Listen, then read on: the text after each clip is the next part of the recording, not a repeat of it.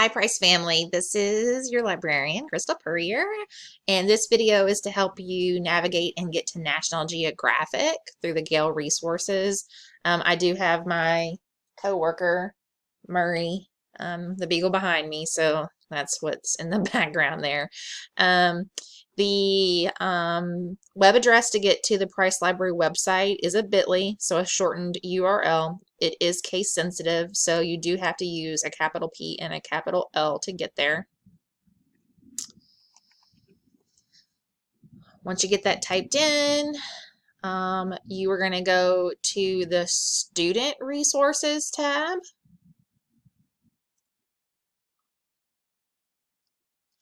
It's a blue box. I always teach the kids it's a blue box.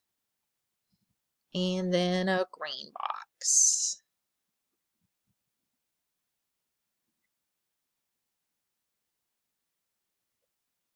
And if I'm teaching this to the students for the first time, I can show them that we can toggle through and look at videos and pictures and books and magazines.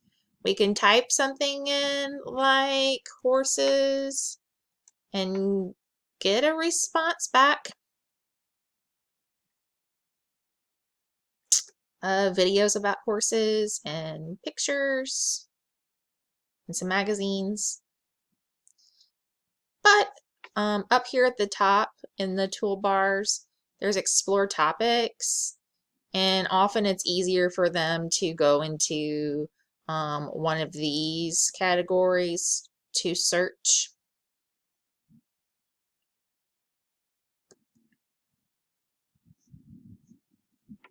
The videos in National Geographic are really high quality, great for anything you want to support in your science content. Pictures are great for those primary resources.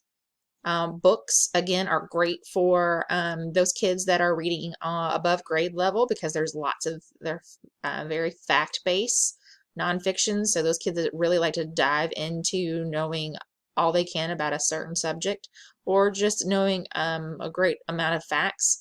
And if you check out here, this Amelia Earhart is one of those leveled readers. So they do contain some of those books that students really enjoy.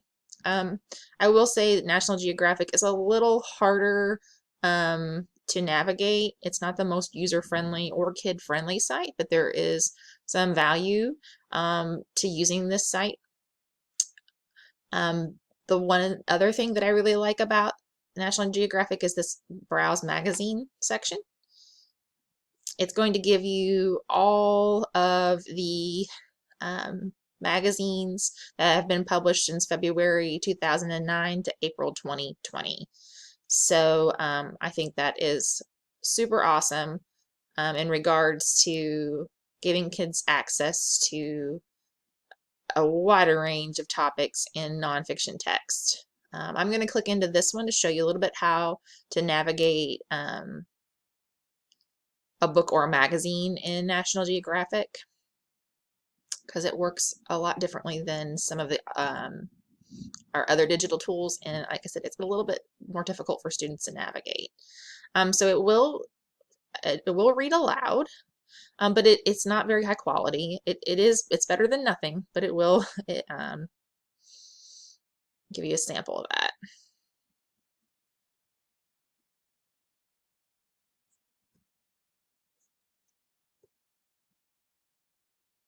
NatGeoKids.com December 2018 January 2019 ID National Geographic Collector's Cards.